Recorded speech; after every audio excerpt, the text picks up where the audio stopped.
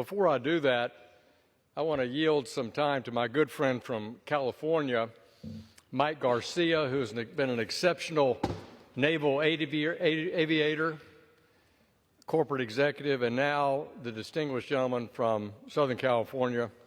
And he is an essential member, Mr. Speaker, of our Appropriations Committee and our House Permanent Committee on Intelligence. Let me yield such time as he may consume to my friend, Mr. Garcia. I want to thank my good friend from Arkansas for this time. Very special moment. Mr. Speaker, today I rise to honor a truly heroic man who was taken from us, unfortunately, too soon. Captain Russ Maynard, whom many of us knew by his call sign of Gnat, was my good friend. He was my instructor. He was a mentor, a family man, a man of God, and he was a great American. He flew the venerable F-A-18 Hornet and Super Hornet from aircraft carriers during combat operations. He was a graduate of Top Gun and an instructor, and was, simply put, a badass with the humility of a man who knew that his mission, his team, and his country were more important than he was. Russ died of cancer this last May 8th, just a few days before his 51st birthday. He left behind his loyal wife, Karen, who he loved dearly after 28 years of marriage, and his daughters, Katie, Kirsten, and Haley. And Mr. Speaker, we've seen too many combat fighter pilots die of cancer at such young ages. In one of Russ's prior squadrons, the VFA 97 Warhawks, 3 pilots of his era, his age, have already seen the darkness of these deadly cancers. It's not a coincidence.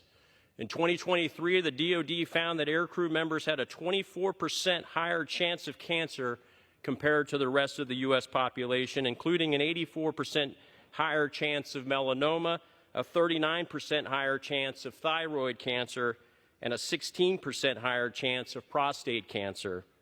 And these numbers for fighter pilots are significantly higher and at significantly younger ages.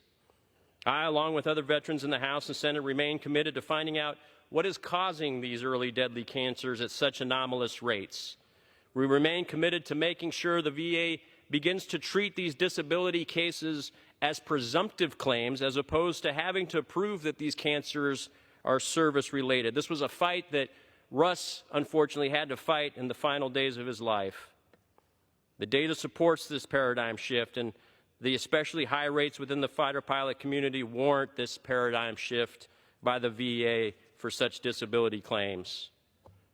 Russ, we lost you too early, brother, but you left behind a legacy of honor and excellence that has touched thousands and will echo in the history books of naval aviation for generations to come. The girls are lucky to have had you as a daddy and as a husband, and I'm lucky to have known you as a friend and truly as one of the best of the best. And our beautiful nation is lucky to have you as a steward of our Constitution. Keep it above the datums up there in heaven, buddy, as you fly loyal wingmen to our Lord. And know that God and your mortal wingmen that remain here on earth will do everything and anything to look after your family. God bless our naval aviators. God bless our troops. And God bless you, Russ Nat Maynard, for your service. May you rest in peace. Thank you to the gentleman from Arkansas for your time. I yield back.